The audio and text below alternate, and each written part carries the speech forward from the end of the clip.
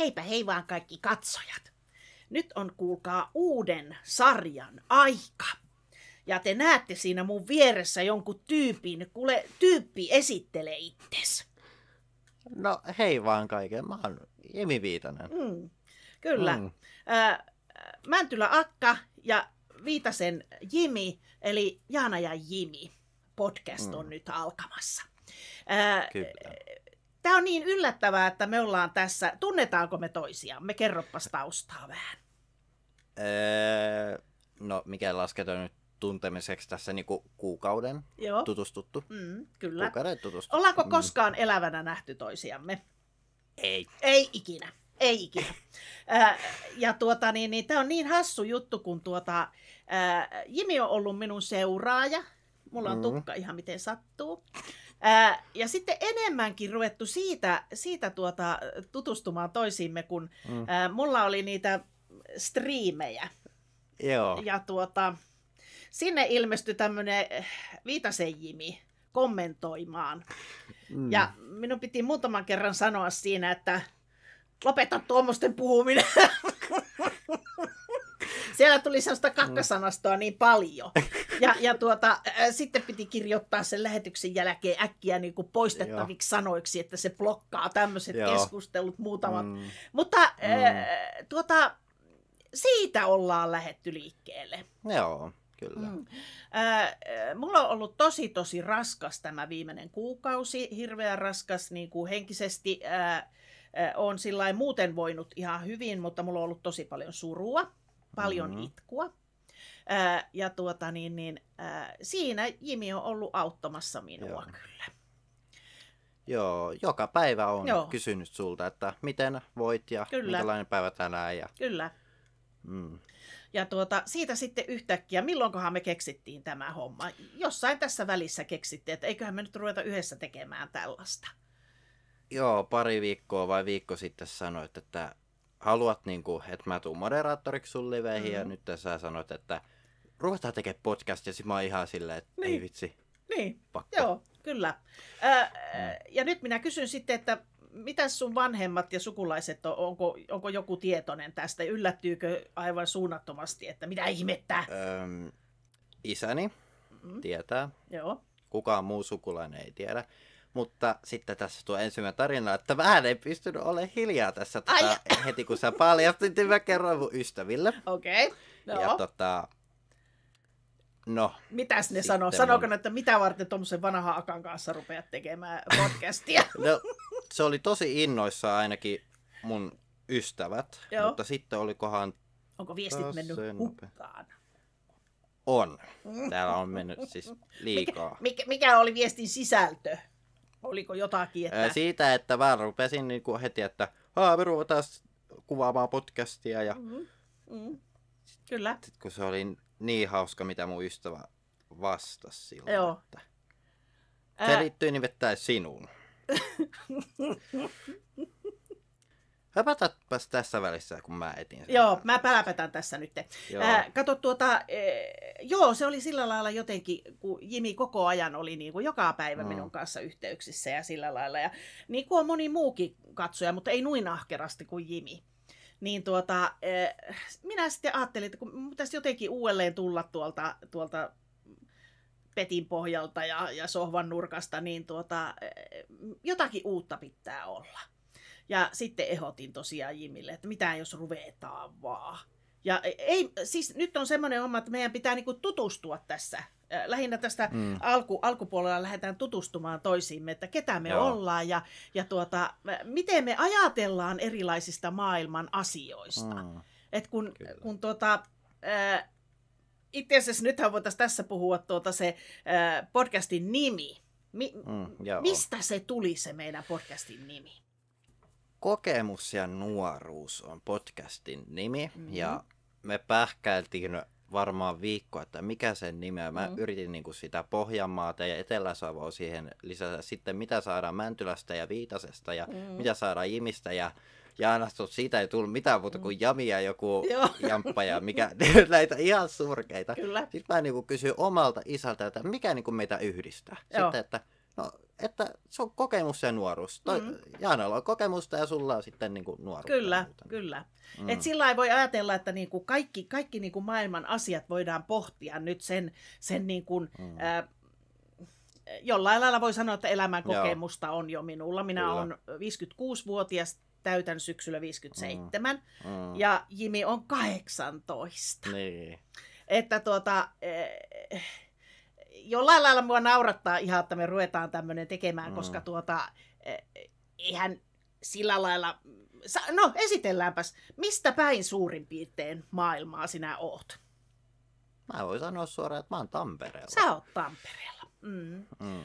Ja mä oon semmoisella pienellä paikkakunnalla tuolla Etelä-Pohjanmaalla, niin sillä lailla, että niin, meillä on semmoinen 3 tunnin varmaan matka toistemme luokse, että ei olla vielä nähty toisiamme. Niin, mä kysyin iskältä, että pääseekö sinne paikkaan junalla? Ei sitten pääse. Iskä sanoi, että ei pääse varmaan. No sillä lailla, että joutuu vaihtamaan kyllä. Niin. Että sillä lailla ei nyt ihan ääreen pääse kylläkään. Joo, että näitä asioita, mitä pohtii tämmöisestä maailmasta, niin kuin, ihan semmoisia syviäkin asioita ja tämmöisiä, ja sitten taas höpö-höpö-juttuja, niin mitä ihminen ajattelee niistä? Niin on ihan miettiä, että ton ikäinen ehkä ajattelee noin, ja ton ikäinen sillä on vielä kaikki elämä edessä, että se ajattelee näin tästä asiasta. Joo. Onko sulla jotakin semmoista, mitä sä haluaisit minusta tietää? Sä tiedät tosi paljon jo. Niin, tiedän. Mä tiedän. Sä tiedät, niin. Jimi on seurannut minua, niin se tietää kaiken. Mutta ehkä et tiedä sitä, että minä vahingossa menin TikTokin liveen tänään. Mä tiedän senkin. Miten sä voit sen... No kun sä teit joku klipin sinne. No mä laitoin sitten, että tiedätkö, kato, kun minä olin typerä tänään. Minä ihan tässä niin kuin omassa työpisteessä tässä pyörittelin. Ja sitten TikTokia selasin ja minä selaan niitä semmosia kuutiojuttuja. Kato, kun ihmisillä, mä en tiedä mistä ne tilaa niitä, semmoisia kuutioita, jossa on toisella pelaajalla on erilaiset nappulat ja toisella on erilaiset. Joo.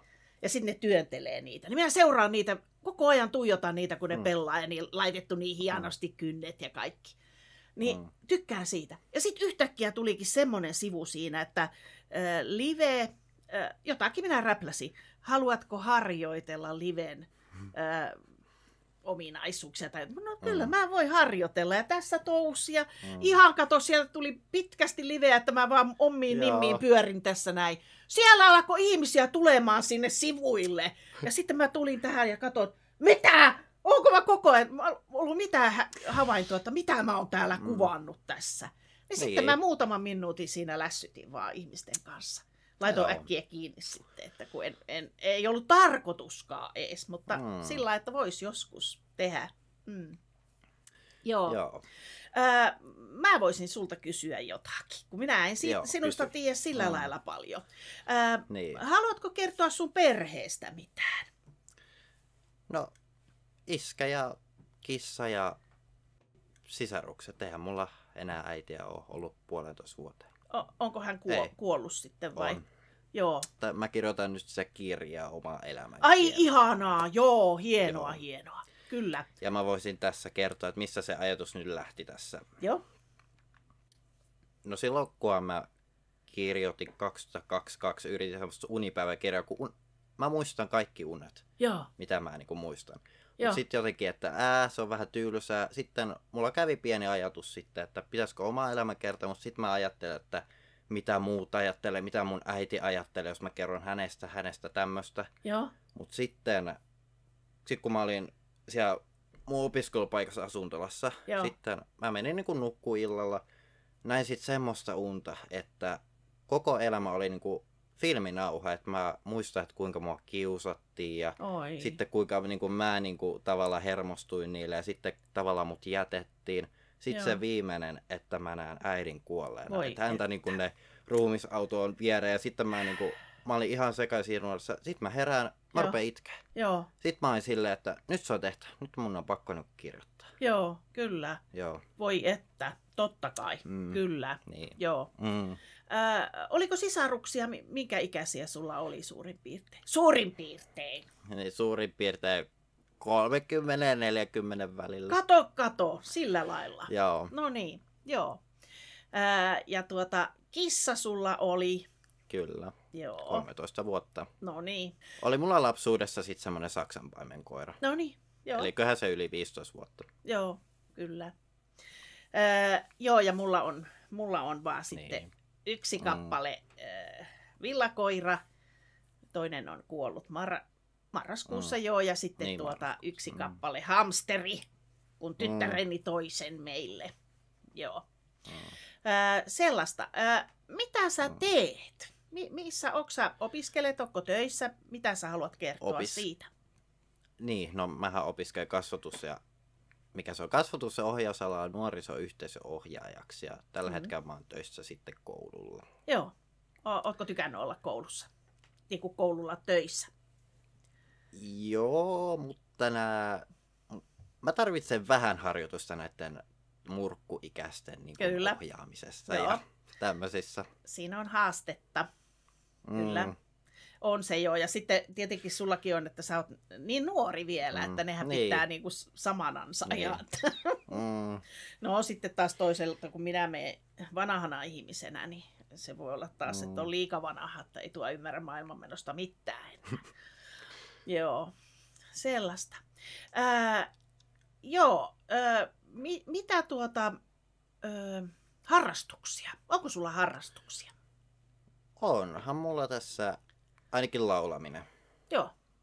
Mä oon levyyhtiössä, semmoisessa pienessä levyyhtiössä ollut 2 vuotta ja mitään ei ole saanut aikaisemmin, paitsi jotain taustoja. Ihan totta. Kato tuota, minä en ainakaan tiennyt sinusta. Niin. Ootko? Jaa. Voi että. Sinähän siitä yhtäkkiä laulaa luritat meille. Joo.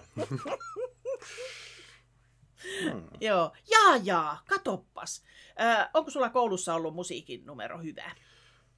On, siis se oli 9. Joo, hyvä. Vähän harmittaa, että mä en saanut 10, mutta taas se ehkä johtui siitä, että mä en soittanut hirveästi. Niin, joo. Enemmän tykkäsin laulaa ja muuta. Kyllä, juuri näin. Joo. Oliko teillä laulun kokeita? Joskus 5. oli, mutta yläasteella niin... En mä tiedä, mä aina lauloin siellä. Joo, voi niin. että. Kato, kun mulla on niitä karmeita kokemuksia siitä, että kun on pitänyt luokan eessä laulaa, ja se on ihan kauheaa. Se on ihan kauhea. Mä oon tämän joskus aikaisemminkin puhunut, mutta sanon nyt tässä yhteydessä, että oli silloin, millä luokalla se ekaluokalla oli laulukokkeet, niin minä olin justiin Ruotsista tullut, ja ei me oltu laulettu sillä lailla.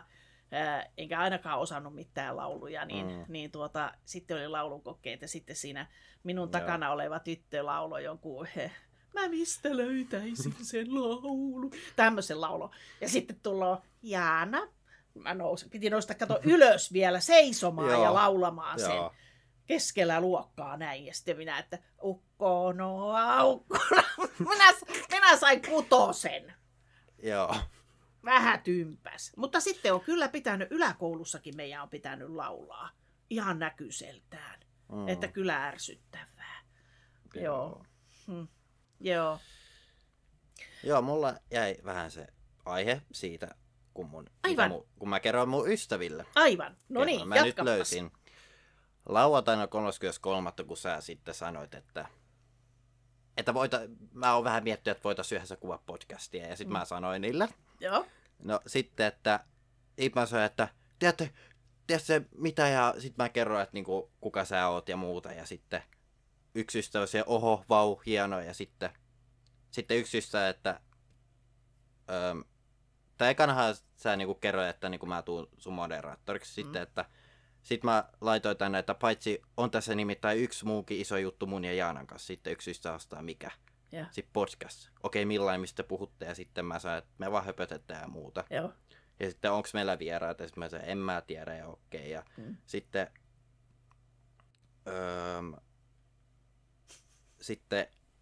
mun ystävä vastaa, että onko se hyvän näköinen? Ei ole! Se on vanha! Onko siitä kuvaamista? Ei! Mä linkkasin sun Instagramia sitten lol. Mä luulen, että se on joku teini tai joku 20-vuotias. Ei! Vanha momma! Oi mikä nolous! Ensin, että hyvä, hienoa. Onko se hyvä näköinen? Vanha mommo! Ai että. Joo, kyllä. Minäpä heitän tästä sulle kysymykseen. Ollaanko puhuttu joskus noista sun lävistyksistä? Joo. Ollaan. Mitä mieltä minä olen niistä? Et tykkää. Niin! Sitten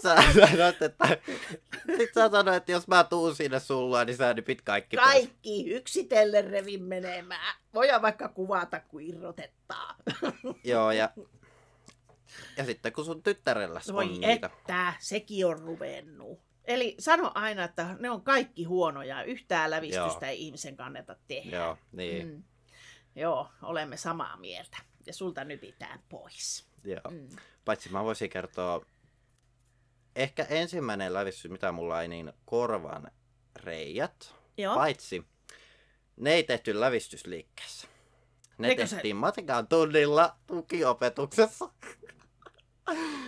Tekikö opettaja ne? Ei. Me oltiin, siis matikka on ollut aina mulle haastava ja mua ei yhtään kiinnostaa. Ja sitten siinä oli mun entinen luokkalainen. Joo. Sitten mä vaan silleen, että mä haluan korvikset. Sitten, että hän voi se, joo mä voin tehdä. Ja sitten kun eihän ollut mitään lävistysneulaa, niin nastalla. Ei nyt se painaa. Ja sitten molemmat tehtiin, siis matikan tukarissa siinä opettaja edessä, niin nastalla painettiin. Oh. Ja voi sanoa, että äiti oli hirveän iloinen. Mä voin sanoa kyllä, että varmasti oli erittäin iloinen. Ja sitten kun siinä jäi kauheat reijät, niin. Totta kai mä otin aina ne pois, mutta äiti on sitten siinä niin kuin olohuoneen eteiseen, siinä oli semmoinen kaareva ovi, niin olikohan viikkoa ennen kuin mä menin sitten semmoisen Kaijan tämmöiselle jokin superlaivaristeilylle. Kaija koota ekaa kertaa ja se oli niin kuin pitkä aikana haave nähdä se ekaa kertaa livenä, niin sitten äiti sanoi, että sieltä niin kuin eteisestä, että mä näen tänne asti, että sulla on reijä korvissa. Ei. Ja sitten, että mä kerron kohta iskälle, että mitä sä oot tehnyt. Se kerro, että mä haluan sinne risteilylle ja muuta. Voi että. Kumminkin pääsin. Niin, ne oli sitten ekat, mutta sitten mä rupesin itse tekemään, niin mä tein itse sitten nenäkoru silloin 2020 joo. Voi että. 2019. Niin äidillä oli jotain tämmösiä, mitä ne on, jotain diabetes, niin kuin neuloja, jotain tämmösiä. Niin sitten mä purisin se aineen pois, sitten mä putsasin se, sitten itse vaan neulaa tälleen ja sitten. Mutta sitten mä yritin silleen, että mä otan sen korun pois, että niin kuin ei äiti näe ja mä pidän sitä vaikka koulussa tai jollain kaverilla, niin mä olin pitänyt sitten yön yli, äiti huutaa, että syömään aamupalalle ja tällä oli tapana. Mä menen siinä, äiti istara siinä keittiön sinne pirttipöydän, sitten äiti saa, mikä sulla on naamassa? Niin! Sitten, että ei mulla ole mikään, sitten ota se. Sitten mä kysyn, että otanko tämä pois? Sitten se sanoi, että ota se nyt hyvänen aika pois. Ja sen jälkeen kyllä ei ollut. Kyllä. Äitisi oli erittäin oikeassa. Joo. Mutta sitten mä rupesin ihan tuossa koronavuosina käymään ihan lävistysliikkeessä ja muuta. Joo, eli me emme kannusta tekemään itse. Ei. Ihan, kato, mä oon seurannut sellaisia, iho-ongelma sivuja, mitä ne on, että paise siellä ja paise täällä, niin niissähän näkyy, että jos vaikka on ihan normaaliakin lävistyksiä tehnyt, niin joillakin on taipumus saa sellaisia palleroita sinne. Että jos vaikka korvaruston läpi laittaa, niin sitten joillakin on taipumus saada mulla on hirveitä. Onko sulla patti? No niin. Semmoinen ihan pieni patti. Joo, mutta jollakin se kasvaa isoksi. Niin älkää nätit ihmiset laittako mitään reikiä. Ainakaan itse. Eikö näin? Olemme molemmat samaa mieltä. Kyllä. Joo. Onko sulla jotakin semmoista, Ootko nähnyt netissä jotakin tällä viikolla, jotain, minkä haluaisit jakaa ihmisille, että se oli hauska juttu tai se oli ihmeellinen tai jotain? En mä kyllä nettiä seuraa. Niin. Välillä ei ole mitään niinku hauskaa, kaikki on vaan niinku ikävää. Niin, paljon on ikävää. Niin. Kyllä. Että mä oon nyt kattonut tosiaan noita palikkapelejä, kun ne siirtelee niitä palikkaa. Ihan kato, mä en ymmärrä. Kun mä näin sellaisen. Kato, kun ne siis on onko se niinku niitä niinku tavallaan mahjonpaloja? Niin, sen tyyppisiä, mutta niitä on myös sitten niitä niin ihan semmoisia kiva... Tai... Niin justiin sellaisia. Niin että ne on vaan niin kauniiksi laittanut. Mä itseksi ajattelin, että jos minä saisin tuommoiset palikat, niin minä voisin kanssa pelata jonkun kanssa. Mutta kun mä en laita katoa kynsiä, ei kukaan jaksa katsoa minun pelaamista. Että mutta ne on kivoja katsottavia jollain lailla. Mä en vaan ole yhtään ymmärtänyt sitä, kun ne pelaa 4. Ja siinä on enemmän semmoiset mahjonkinäköiset ne palikat, ne kuviot. Niin mä en yhtään tajua, semmoinen kone jakaa ne ja en tiedä, onko sä nähnyt semmoista, mutta... Oon mä nähnyt jo. Joo, niin mä en ole vielä sääntöjä oikein siihen ymmärtänyt sitten. Sellaista. Niin. Ja sitten niille katsojille, jotka on aikaisemmin minua seurannut, voin kertoa ilouutisen. Mun jalat, kantapäät on hyvässä kunnossa. Aha. Tämän kuukauden aikana ne on nyt hoituneet. No niin. Meidän Ella hoiti minun vasenta jalkaa ja Olavi Mäntylä hoiti minun oikea jalkaa. Ja nyt minä itse rasvailen. Ne on kuule niin kuin vauvan peput minun jalat nyt. No niin. Että kyllä kannatti odottaa tätäkin tietoa. Joo. Joo. Onko sulla mitään iho-ongelmia tai mitään? Mulla on hirveästi iho-ongelmia, mutta onko sä säilynyt hyvin? No mä voin sen verran kertoa semmoisen tarinan, että mulla oli päivän päästä haastattelu silloin viikko sitten. Joo. Niin viikko sitten keskiviikkona ja sitten semmoinen haastattelu, että hän näkee minkälainen mä oon ja muuta. Vai tiistaina? Soi tiistai. Joo. Mä olin maanantaina sitten, totta kai iltapalana syönyt sitten semmoista kasvispizzaa, tosi hyvää kokonaisen söin. Sitten menin nukkumaan. Aamulla sitten katon peiliin, niin tässä keskellä ottaa niin hirveä finni. Vaan silleen, että en mä voi tämän näköisen. Sitten mä puristan. Sitten vielä isompi ja sitten mä oon silleen iskellä, että ei, niinku, tää on ihan hirveä. Tää on ihan punainen. Tää on niinku... No meni sitten niinku semmoinen verinen pläntti siellä keskellä ottaa. Se niin oli niinku katseen vangitsia suorastaan. Joo. Joo. No ne tuijotti sua koko ajan siihen Ehkä vähän tuijotti näitä helyjä täällä. Voi olla. Sanoko ne mitään? Ei, ne ei sanonut mitään. Joo, kyllä. Joo. Mä oon meidän Ellalle aina sanonut, että Ella laita hirveästi kaikkia ja sitten niitä tatuointia ja kaikkia. Että sinä voit tietää, mitä työtä sinä joskus teet.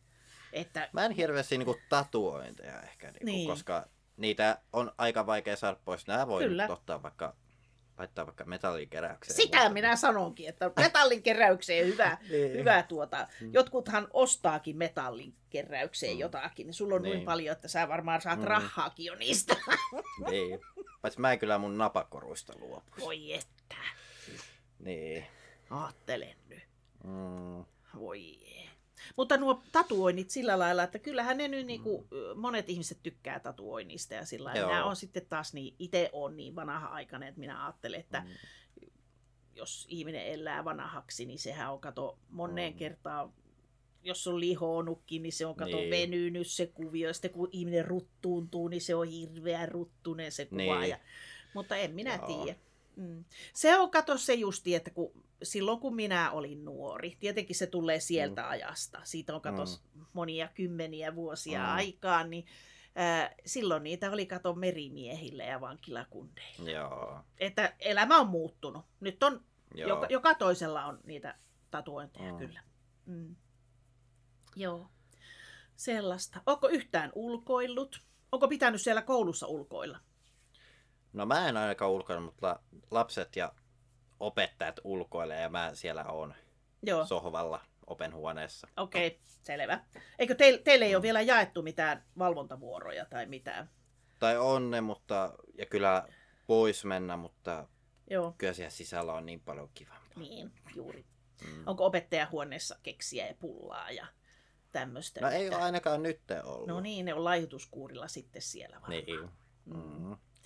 Joo. Joo, mäkin olen ollut koulussa töissä. Tai niin kuin viimeksi olen ollut, taikka sanotaan viimeksi, se kun mun viimeinen työpäivä oli, niin minä olin vanhuksia hoitamassa. Niin, mutta mä olin niin kuin molemmissa paikoissa. Mutta joo, itsestäni haluan kertoa sen, jonka monet tietääkin, että mulla on aivosyöpä. Ja 2021, eli siitä on nyt 3 vuotta tulee, niin löytyy syöpäpäästä tältä oikealta puolelta ja se tuli niin yllättäen sillä lailla. Totta kai niitä oli niitä oireita ja semmoisia olemassa, mutta ei ihminen ymmärrä, kun ei tajua olevansa sairas. Mutta löytyi syöpä yhtäkkiä. Onhan meidän suvussa paljon ollut syöpää, että olisihan sitä nyt, se oli niinku todennäköistäkin, että minulle jotakin syöpää tulee. Mutta että mä oon nyt hoidot käynyt ja odotellaan taas varmaan tässä jonkun ajan päästä tulee taas kutsukuvauksia ja katsotaan mikä on tämä hetkinen tilanne. Niin. Mutta se on sitä 4. tyyppiä, sitä kaikista vaikeinta. Katsotaan sitten. Mutta tässä eletään ja pidetään podcastia. Niin. Mitä sä oot niinku somemaailmassa tehnyt elämäsi aikana? Vaikka mitä. Koska sä joskus tosi nuorena YouTube-videoita siis. Niin, kato, kun mä sitä ajattelin justi, että onkohan sä kato sitä ikäluokkaa, että on saanut puhelimen jo niin kuin aikaisin ja sitten saanut tehdä sinne YouTubeen jotakin. Onko niitä olemassa vielä? Ei ole olemassa. Eikö? Mutta yksi, kun aikanahan käytettiin, ei ollut täysiä Discordeja, oli Skype. Okei, joo. Niin pelasin sitten, oikohan 2015-2016, sitten aina laitettiin, kun pelattiin jossain Minecraft-serverillä, niin aina laitettiin kuka Skypeen, ihan joku tuntematon, joku, niin kuin vaikka mun ikäinen. Sitten, että tuun ja mikä niin kuin nimi on ja muuta, sitten alettiin juttelemaan. Joo. Niin sitten aina siinäkin tuli kuvattua ja sitten musta joku ihme lauluvideo, missä mä oon joku 8-vuotias ja laulan. Voi että. Koska se mun kaveri, nettituttu, niin kuvasi sen salaa ja julkaisi YouTubeen. Voi että. Mitäs sitten? Siis puhelimen sait ja sitten rupesit tekemään puhelimella näitä? Koneella. Koneella ihan? Joo, koneella. Meillä oli kotona ihan tietokone. Okei, no niin, hienoa. Joo. Puhelimella en ikinä ole oikein jotenkin ottanut kamera esille ja kuvannut. Joo. Jotenkin se ei ollut semmoinen, että enemmän ehkä pelaaminen oli se juttu. Niin just. Koska mullahan ne puhelimet aina hajosi. Niin, jostain syystä. Ensimmäinen puhelin oli joku Samsungin puhelin ja sitten mä ihmettelin, missä mun puhelin oli.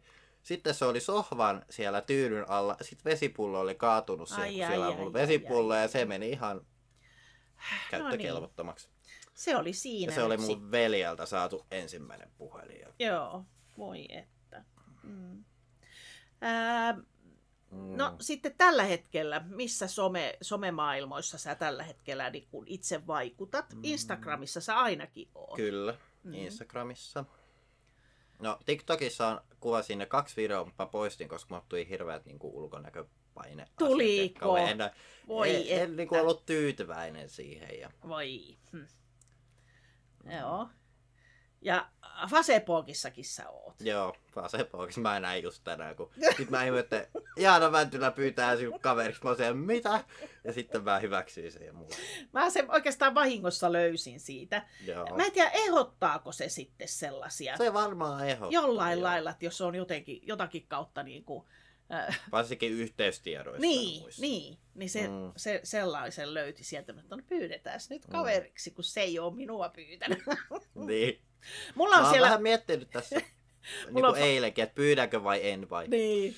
Mulla on siellä Facebookissa semmoinen teksti, joku en muista sanasta sanaa, että en valitettavasti ota niin kuin muuta kuin niin, tuttuja. Niin, just sillä lailla, että niin kuin mulla on ajatellut, että se Facebook on vähän semmoinen niin kuin semmoinen minun oma maailma sellainen, että Joo. se ei ole sellainen niin kuin leviteltävä juttu ollenkaan. Siellä on nyt mitä sattuu. Eikä mä niin ahkera nykyään ole. Ennen mä olin paljon ahkerampi.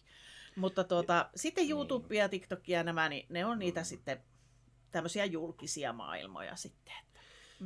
Joo, ja itselläkin fase on vähän semmoinen, että haluaa pitää niinku tutuilla ja läheisiltä. Joo, niinku se. Kyllä.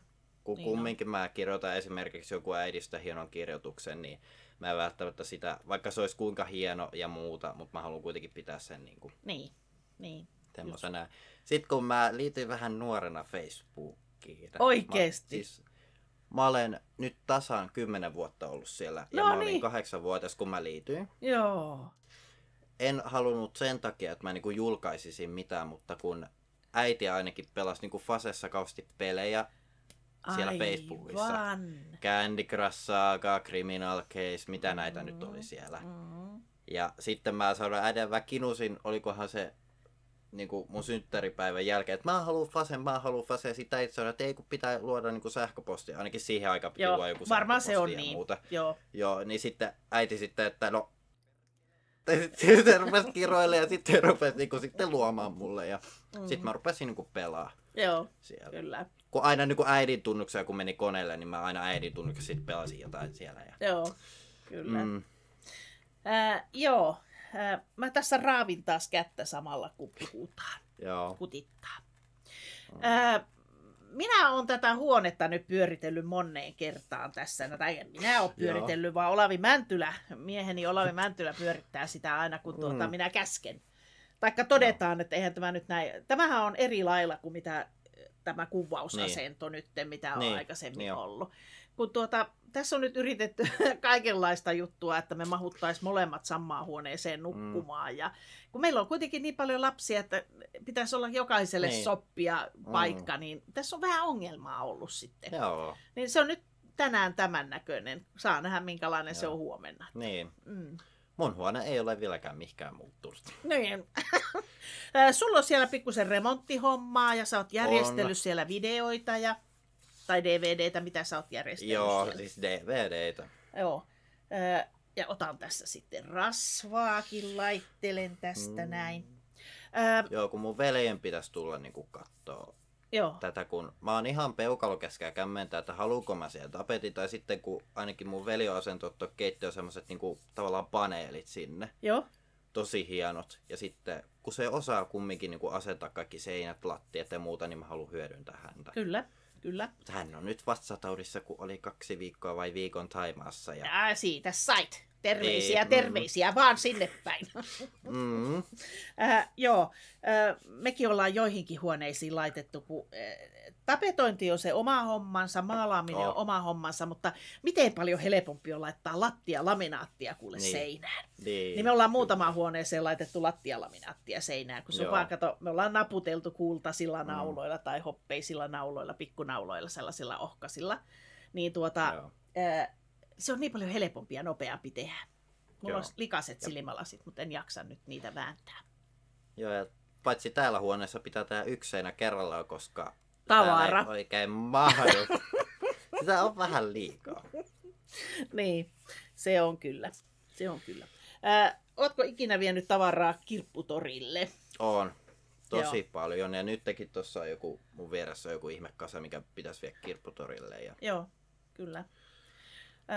Mulla on ollut nyt tässä tämän viikon, mikä päivä nyt on, viime viikon ja tällä hetkelläkin vielä on, laitoin paikalliseen kirpputoriin ilmoituksen, että vaatteita, Ellan vaatteita myydään pois.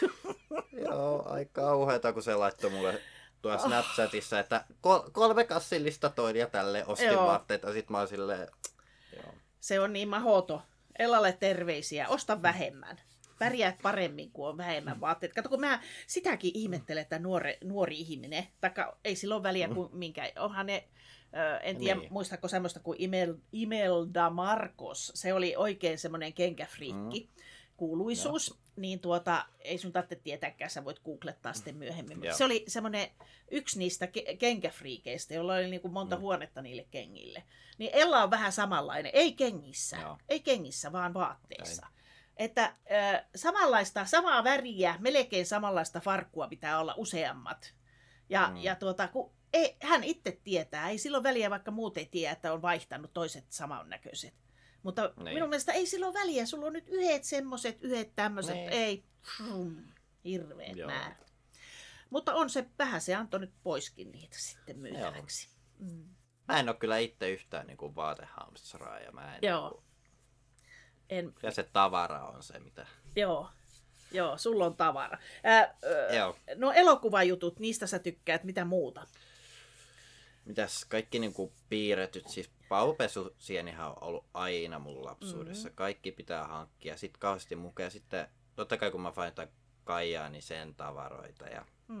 Mutta en oikein niinku osta silleen niinku uutena tai niinku mitenkään kalliina, että joku paitakin 30 € ei, vaan niinku kaikki niinku torit, kirpparit ja muuta. Kyllä. Se on kyllä hyvä. Se on hyvä. Niin on. Ja se on hyvä, en mä tiedä, onko se hyvä. On se sillä lailla, että kirppareita käyttää. Se on hyvä. Joo. Ei kaikkea tarvitse uutena ostaa. No ei tarvitse. Että kun joku ihminen on pikkusen aikaa tarvinnut sitä tavaraa ja sitten laittaa eteenpäin, niin se on melkein kuin uusi. Mitä silloin väliä, että käyttää sitä. Minä olen aina iloinen, kun joku kuuluisuuden henkilö oikein julkisesti menee jollain uudella, niin kuin, että hän on käyttänyt aikaisemminkin tätä mekkoa, taikka sillä lailla, että hän on ihan rehellisesti hakenut sen kirpputoreilta. Se on musta niin hienoa mainontaa. Kyllä. Onko sulla jotakin sanottavaa katsojille? Tai minulle? Oli kivaa. Oli kiva. Kyllä tästä kiva tulee. Tästä tulee ihan kiva. Tämä ensimmäinen oli siis lähinnä tämmöinen esittely, että me ollaan niin kuin eri-ikäiset ja mistä me ollaan tutustuttu toisiimme ja näin. Ja nyt heitetään yksi asia, mistä pohditaan vielä loppuun tähän. Mitä mieltä Jimi on sellaisesta asiasta kuin pakolaisuus? Suomi ja pakolaisuus. Niin. No se jakaa ainakin omasta mielestä tosi paljon mielipiteitä.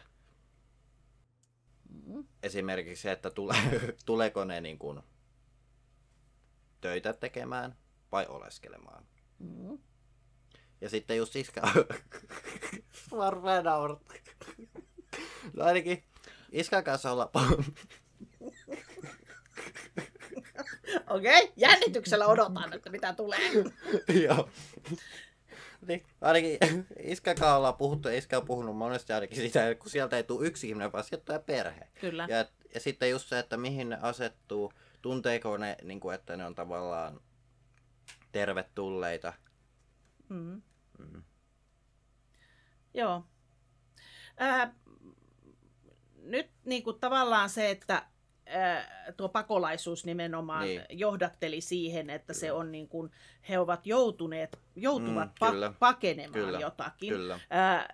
Monesti puhutaan maahanmuutosta ja tämmöisestä. On maahanmuuttoa, niin kuin minäkin olen maamuu, koska mä olen syntynyt Ruotsissa ja minun lapsille tuli semmoinen kysely, että mitä maamuun lapsi, kuinka olet sopeutunut yhteiskuntaan.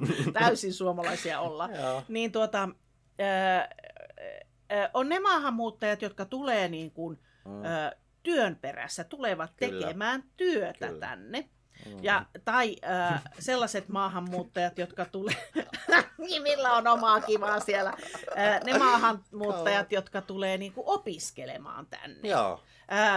Niin minä ajattelen tuosta opiskelusta sillä lailla, että kun ihminen tulee Suomeen opiskelemaan, Suomessa on aika lailla niin kuin ilmainen tämä opiskelu,